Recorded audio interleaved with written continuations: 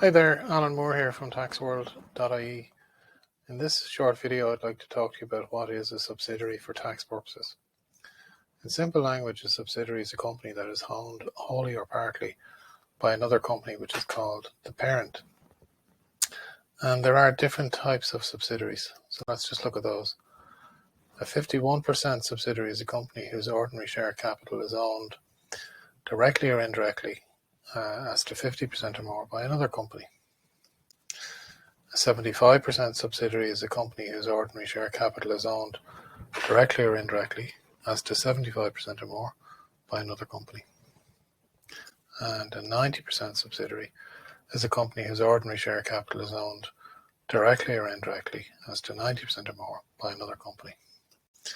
And lastly, we have a wholly owned subsidiary, also known as a 100% subsidiary, and that's a company whose entire ordinary share capital is owned directly or indirectly by another company. So if one company owns shares of a second company and that company owns shares in a third company, the first company then effectively indirectly owns part of the third company's shares. And when this happens, where we have three or more companies of which one owns ordinary share capital in the next, those three companies are regarded as a series. That's what they're called, three or more companies. And when you have a series of companies like this, the first company is called the first owner, and the last company is called the last owned company. And then the middle companies are called intermediaries. In this example here, there's just one intermediary. And any two companies are referred to as a chain of intermediaries. And any company in the series that owns shares in another company is called an owner. So let's just look at an example here. A Limited owns shares 100% of B Limited, and B Limited owns 100% of C Limited, and C Limited owns 51% of D Limited. So all of four companies are owners. There's a series of companies there. A is the first owned company, D is the last owned company, and B and C Limited are intermediaries.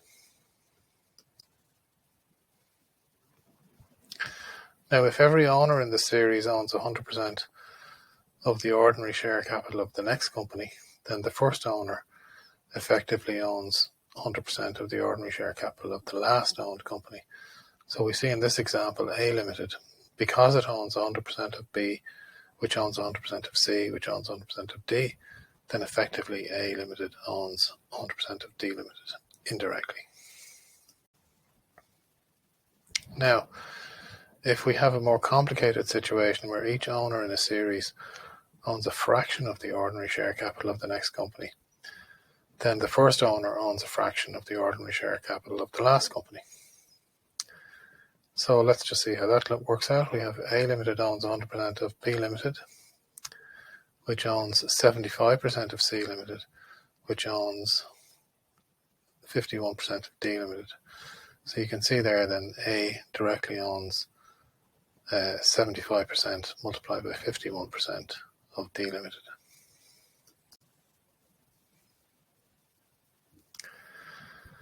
And we can see here, this then can actually make a company be a 75% subsidiary or a 51% subsidiary.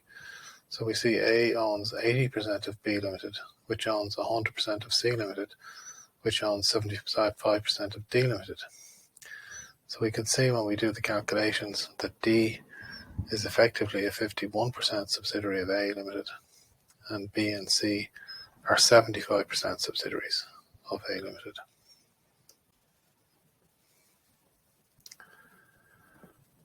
So that's using the percentages we just mentioned just there.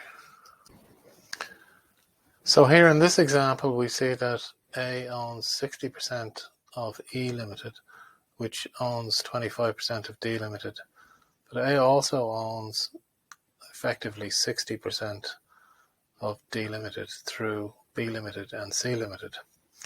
And the net result of this is that A ends up owning 75% of D Limited. That's the combination of the 60% and 15%. and as a result of that, D Limited is a 75% subsidiary of A Limited. I hope you've enjoyed this short video, and I will see you in the next video.